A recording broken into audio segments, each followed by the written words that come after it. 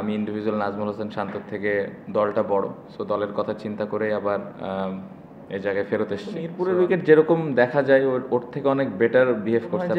এই সিরিজ শুরু হওয়ার আগে আমরা যখন প্ল্যান করি, টিম মিটিং করি, তখন এই বিষয়টা নিয়ে আমরা কথা বলেছি যে আসলে আমরা কতগুলো 100 করতে পারি অ্যাজ এ টিম হিসেবে। ইন্ডিভিজুয়ালি তো করবোই, বা টিম হিসেবে আমাদের প্রত্যেকটা সিরিজে বা প্রত্যেকটা ইনিংসে কতগুলো 100 হচ্ছে। এবং নেগেটিভ দিক আমি বলবো যে 100গুলো আরও বড় হতে পারতো। এখান থেকে যদি 2টা ডাবল 100 হইতো তাহলে এটা আরও ভালো হতো।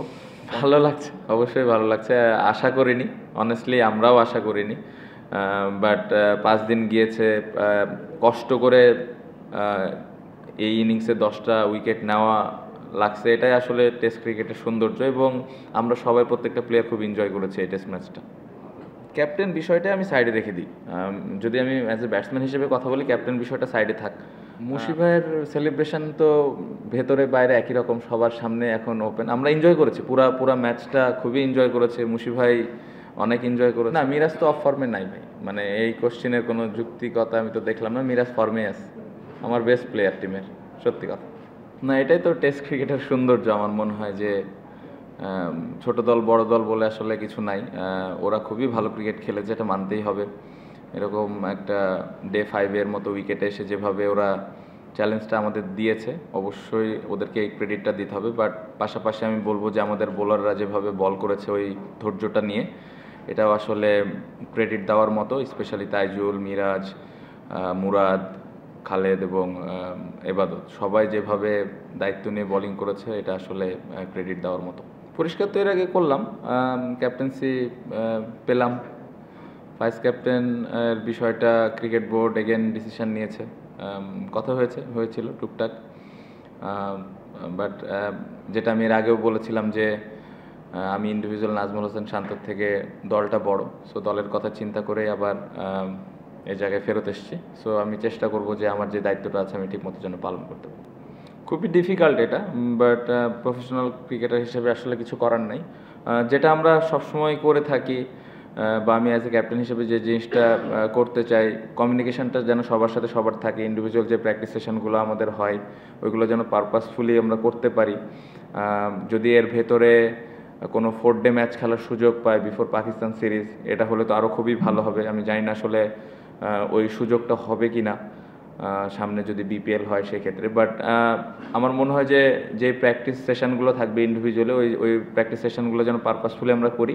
আমাদের কি চ্যালেঞ্জেস থাকবে, এবং প্রত্যেকটা প্লেয়ার এক একটা প্লেয়ারের সাথে যেন কমিউনিকেশনটা ঠিক মতো রাখে, কার কোন জায়গায় ল্যাকিংস আছে, কার কোন জায়গায় ইমপ্রুভমেন্টের প্রয়োজন আছে, এই বিষয়গুলো নিয়ে যদি আমরা প্লেয়াররা ডিসকাস করতে থাকি, তাহলে মনে হয় যে একটু তুলনামূলকভাবে চ্যালেঞ্জটা কম থাকবে। প্রথমত মিরপুরের উইকেট যেরকম দেখা যায় ওর থেকে অনেক বেটার বিহেভ করছে। আপনি যদি স্পেশালি বাউন্সটা দেখেন, একদমই ট্রু বাউন্স ছিল, এবং ইভেন আজকেও প্রত্যেকটা উইকেট নিতেই কষ্ট হয়েছে। শেখার তো শেষ নেই। আমার মনে হয় যেভাবে কার্টিস ক্যাম্পার ব্যাটিং করেছে, এতগুলো বল ফেস করেছে, এই জিনিসগুলো আসলে বোঝা যায় যে আসলে কতটুকু ডেডিকেটেড, কতটুকু কমিটমেন্ট নিয়ে ব্যাটিং করেছে তারা। আমরাও করেছি, আমরা অতীতেও করেছি। এই সিরিজেও বেশ কিছু ইনিংস ছিল যেখানে আমরা ওই চ্যালেঞ্জটা ভালোভাবে অ্যাকসেপ্ট করেছি। সো এরকম সিচুয়েশান যদি আমাদেরও আসে, ওই ইন্টেনশনটা দেখানো যে আমরা আসলে দলের জন্য ওইভাবে ব্যাটিং করাটা, এই জিনিসগুলো আমি আশা করব অতীতে করেছে, এটা যেন ভবিষ্যতে আমরা করতে পারি। আমার কাছে মনে হয় যে এই সিরিজ শুরু হওয়ার আগে আমরা যখন প্ল্যান করি, টিম মিটিং করি, তখন এই বিষয়টা নিয়ে আমরা কথা বলেছি যে আসলে আমরা কতগুলো 100 করতে পারি অ্যাজ এ টিম হিসেবে। ইন্ডিভিজুয়ালি তো করবোই, বা টিম হিসেবে আমাদের প্রত্যেকটা সিরিজে বা প্রত্যেকটা ইনিংসে কতগুলো 100 হচ্ছে, এবং 100টা শুধু 100তেই যেন থেমে না যায়। আপনি যেটা বললেন যে 150, 160, 70, 200 এরকম যেন হয়। সো পজিটিভ দিক হলো 4টা 100 হয়েছে। নেগেটিভ দিক আমি বলবো যে 100গুলো আরও বড় হতে পারতো। এখান থেকে যদি 2টা ডাবল 100 হইতো তাহলে এটা আরও ভালো হতো। 50গুলো যদি 100 হতো তাহলে আরও ভালো হতো। আমাদের সুযোগ ছিল, আমরা করতে পারিনি, সবাই চেষ্টা করেছে। বাট এই জায়গাটাতে হলে অ্যাজ এ ক্যাপ্টেন হিসেবে এটা আরও ভালো লাগতো। কারণ আপনি যেটা বললেন যে এই ধরনের টিমের এগেনস্টে যদি এই রানগুলো থাকে একটা ব্যাটসম্যানের পেছনে, তাহলে ভবিষ্যতে এটা আসলে ওই ব্যাটসম্যানকে আরও কনফিডেন্স দেবে। সো পজিটিভ নেগেটিভ দুটাই ছিল। বাট আমি অ্যাজ এ ক্যাপ্টেন হিসেবে যেই মিটিংটা করেছিলাম, যে 100-র কথাটা বলেছিলাম, এই জায়গার দিক থেকে স্যাটিসফ্যাকশনের জায়গা আছে। বাট আমি আশা করব ভবিষ্যতে এই রানগুলো যেন 100, 150, 200 এরকম হয়। এখান থেকে বের হওয়ার উপায় যেটা আপনি বললেন, ডোমেস্টিকে যখন আমরা ফার্স্ট ক্লাস ক্রিকেটে যখন খেলি এই জায়গায় কিভাবে আমরা বড় বড় রান করি এবং যখনই অপরচুনিটি আসবে খেলার তখনই যেন সবাই ম্যাচ খেলে, ওই 4 ডে ম্যাচ খেলে। বিং এ ক্যাপ্টেন হিসেবে আমি এই জিনিসটা চাই যে আমার প্রত্যেকটা প্লেয়ার যে ফার্স্ট ক্লাসে যে ম্যাচ খেলতেছে এবং চেষ্টা করতেছে যে ওখানে কত বড় বড় রান করতে পারে। না অবভিয়াসলি আমি তো, আপনি যদি দেখেন মমিনুল ভাই, সাদমান বা মুশি ভাই যখনই ওনারা সুযোগ পায় কম বেশি কিন্তু ম্যাচ খেলেন এবং আমি আশা করব যে আশেপাশে যারা আরও ইয়াং ক্রিকেটার আছে তারাও যেন ম্যাচ খেলার সুযোগ পেলে ম্যাচটা যেন গিয়ে খেলে। হ্যাঁ, এটাও আমাদের খেয়াল রাখতে হয়, স্পেশালি পেস বোলারদের ক্ষেত্রে ওয়ার্কলোড অনেক কিছু থাকে যেগুলো ফিজিও ট্রেনাররা ম্যানেজ করে। বাট অ্যাজ এ ক্যাপ্টেন হিসেবে আমি সবসময় আশা করি যে সবাই গিয়ে যেন ম্যাচ খেলে এবং ম্যাচ খেললে ওই হ্যাবিটটা তৈরি হয় আসলে লম্বা সময় ব্যাটিং করা বা লম্বা সময় বল করা। সো আমি আশা করবো যে সবাই ম্যাচগুলো খেলবেন। ক্রিকেট বোর্ডের কাছ থেকে আশা এতটুকুই থাকবে, প্র্যাকটিস ফ্যাসিলিটিসগুলো যেন পারপাসফুলি আমরা পাই, চ্যালেঞ্জ যেরকম থাকবে ওই অনুযায়ী যেন পাই। আশা তো থাকবে যেন এত লম্বা গ্যাপের মধ্যে কোনো একটা বাইরের কোনো একটা দলের সাথে একটা সিরিজ খেলা, 4 ডে ম্যাচ বা একটা দেশের মধ্যে একটা টুর্নামেন্ট খেলা, যেটা আমরা বিসিএল এর আগে খেলেছি, এ ধরনের কোনো টুর্নামেন্ট খেলা, এই ধরনের যদি আমরা ম্যাচ খেলার সুযোগ পাই ফার্স্ট ক্লাস ক্রিকেটের পরেও, তাহলে সবাই খেলার মধ্যে থাকলে একটু সহজ হয়। সো এটাই আমি আশা করব। ভাইস ক্যাপ্টেনটা কীভাবে নিলাম? বোর্ড দিল নিলাম না, এমন না। জিনিসটা হচ্ছে আমি যেটা বললাম যে রিজনটা একই রকমই ছিল, যে একটা সময় যখন ক্যাপ্টেন্সিটা আমার কাছ থেকে ক্রিকেট বোর্ড নিল, তারপরে আমি যখন আবার নিজে থেকে টেস্ট ক্যাপ্টেন্সি ছাড়লাম, ওই সময় আমার কাছে আমার চিন্তাভাবনা একরকম ছিল। যত দিন গেছে, যখন টিমের কথা চিন্তা করা হয়েছে, দেশের জায়গাতেই আছে, স্টিল টিমও টিমের জায়গাতেই আছে, বাট আমার কাছে মনে হয়েছে যে আমি যদি কন্টিনিউ করি আমি আমার টিমকে আরও বেটার কিছু দিতে পারবো। সো ওই বিশ্বাস থেকে এবং ক্রিকেট বোর্ড যেভাবে আমার সাথে কমিউনিকেট করেছে, যেভাবে এক্সপ্লেনেশন দিয়েছে আমাকে, ওইটাতে আমি কনফিডেন্স ছিলাম এবং আমি আশা করি যে বোর্ড ওই সাপোর্টটুকু পুরোপুরিভাবে আমাকে ভবিষ্যতে দিবে। এই সিরিজে আমি খুব ভালোভাবে পেয়েছি। আমি আশা করছি যে সামনে ওই যে জিনিসগুলো আমার প্রয়োজনীয়ভাবে আমি পাবো। সো ওই সবগুলো বিষয় চিন্তা করে আসলে ক্যাপ্টেন্সিটা নেওয়া এবং ভাইস ক্যাপ্টেন ইস্যুটা ওইভাবেই আসলে নেওয়া হয়েছে। অনেক বেশি ইন্সপায়ারিং আমার মনে হয়। তাইজুল ভাই যেভাবে এত বছর ধরে খেলে আসছে, স্পেশালি তার ওয়ার্ক এথিক নিয়ে কোনো কোশ্চেন মার্ক নাই, of the field on the field সবসময় হার্ডওয়ার্ক করে যাচ্ছেন। মজার বিষয় হলো সাইলেন্টলি কাজ করে যায়, খুব বেশি অনেকে হাইলাইট করতে চায় না বা করে না বা করার সুযোগ হয় না।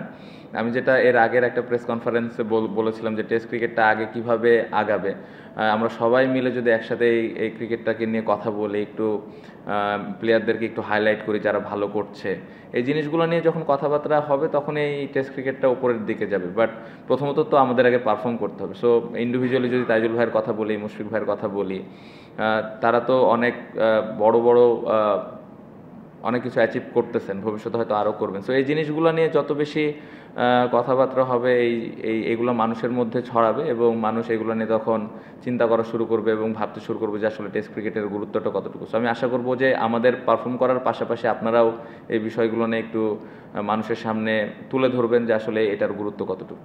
না অবশ্যই সবসময় তো ভালো উইকেট চাই, বাট আমার কাছে মনে হয় যে অপোনেন্টের স্ট্রেংথ অনুযায়ী যখন হোমে খেলা হবে ওইভাবে উইকেটটা বানানো হোক, এটাও চাই। উইকেট প্র্যাকটিসে যেই উইকেটগুলো আমরা পাই সবসময় আশা করি যে ওই উইকেট গেলেও সবসময় যেন ভালো হয়, স্পেশালি যখন আমরা বাইরে খেলতে চাই, যে ধরনের চ্যালেঞ্জ থাকে ওই টাইপের উইকেট যদি এখানে পাওয়া যায় তাহলে ব্যাটসম্যানদের এবং বোলারদের স্কিলটা ইমপ্রুভ তাড়াতাড়ি হয়। আদারওয়াইজ ডিফিকাল্ট হয়ে যায় যখন বাইরের চ্যালেঞ্জগুলো আসে ওইগুলোর সাথে ম্যাচ করা। সো ম্যাচের কথা বলবো যে ম্যাচে অপোনেন্টের স্ট্রেংথ অনুযায়ী আসলে উইকেটটা বানানো হয় এবং ওই অ্যাডভান্টেজটা নেওয়া উচিত আমি পার্সোনালি মনে করি।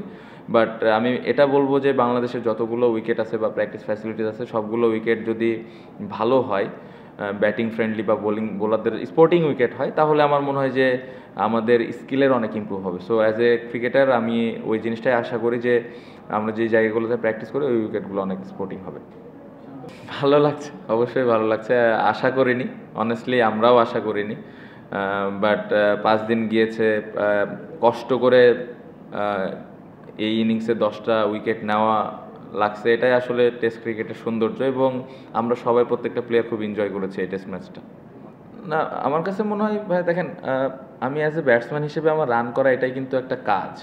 এটা আমার টিমের জন্য রান করতেই হবে। বাড়তি প্রেশার আসলে কি, প্রেশার তো চোখে দেখা যায় না।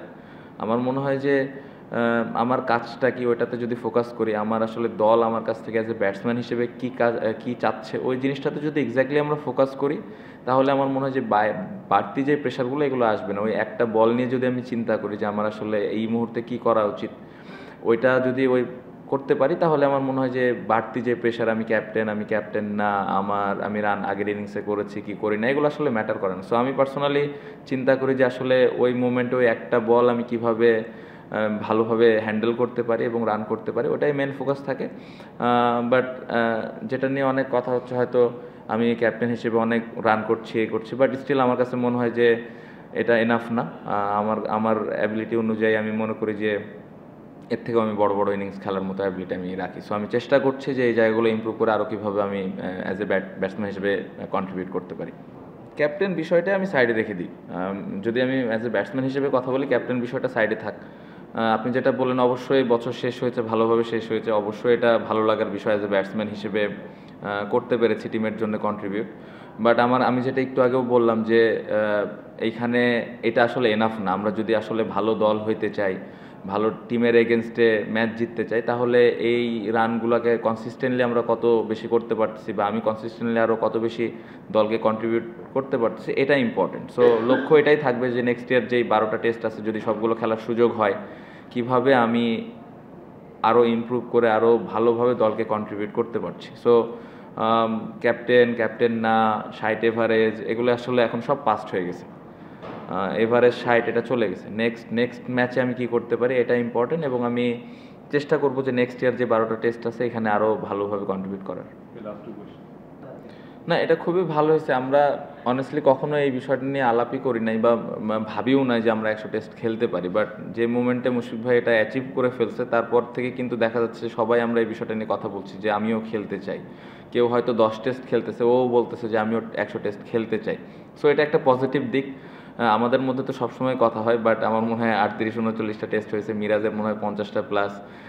অনেক দূর যাওয়া বাকি। এত লম্বা চিন্তা না করে একটা টেস্ট যদি আমরা খেলতে পারি, পারফর্ম করতে পারি, যদি কপালে থাকে, রিজিকে থাকে, ইনশাল্লাহ একদিন অ্যাচিভ করতে পারবো। মার্কিং না করি, মার্কিংয়ের দিকে না যাই, বাট আগের থেকে ভালো হচ্ছে।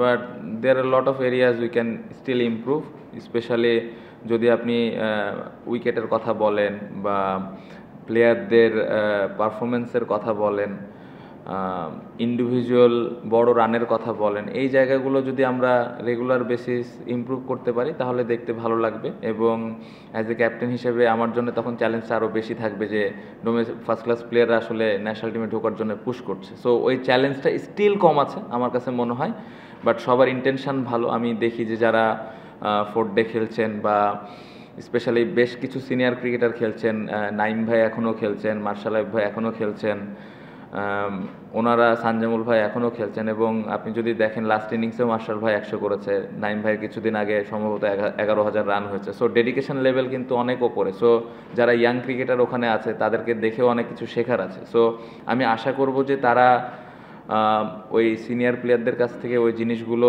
শিখবেন, এবং সিনিয়র প্লেয়ারদেরকে আমি রিকোয়েস্ট করব যে ওই জুনিয়র প্লেয়ারদেরকে বা যারা ইয়াং ক্রিকেটার আসতেছে তাদেরকে ওই হেল্পটুকু করা, তাহলে আমাদের ফার্স্ট ক্লাস ক্রিকেটটাও ইমপ্রুভ হবে, এবং ওইখান থেকে যে ক্রিকেটারগুলো ইন্টারন্যাশনাল টেস্ট ম্যাচ খেলতে আসবে, তাদের ওই চ্যালেঞ্জটা ফেস করতে তুলনামূলকভাবে একটু সহজ হবে। মুশফিক ভাইয়ের সেলিব্রেশন তো ভেতরে বাইরে একই রকম, সবার সামনে এখন ওপেন। আমরা এনজয় করেছি, পুরা ম্যাচটা খুবই এনজয় করেছে। মুশফিক ভাই অনেক এনজয় করেছে, ভালো সময় গেছে, অনেকে মজা করছিল ভাই। আমি শুনছিলাম ড্রেসিং রুমে একটা পেস বোলার বলছিল যে আমিও 100 টেস্ট খেলতে চাই। তো নর্মালি একটা পেস বোলারের পক্ষে 100 টেস্ট খেলা আমাদের মতো দেশে এটা আসলে মুখ দিয়ে বলাটা অনেক সাহসের ব্যাপার। তো বলতেছিল, তো এরকমও শুনলাম যে 100 টেস্ট খেলার পরে চিন্তা করে 100 উইকেট যেন আমরা নিতে পারি, সেই চিন্তা করি অ্যাজ এ পেস বোলার হিসেবে। সো এরকম খুনসুটি তো হয়েছে, বাট ভালো সময় গিয়েছে। না, মিরাজ তো অফ ফর্মে নাই ভাই, মানে এই কোশ্চেনের কোনো যুক্তিকতা আমি তো দেখলাম না। মিরাজ ফর্মে আছে, আমার বেস্ট প্লেয়ার টিমের, সত্যি কথা।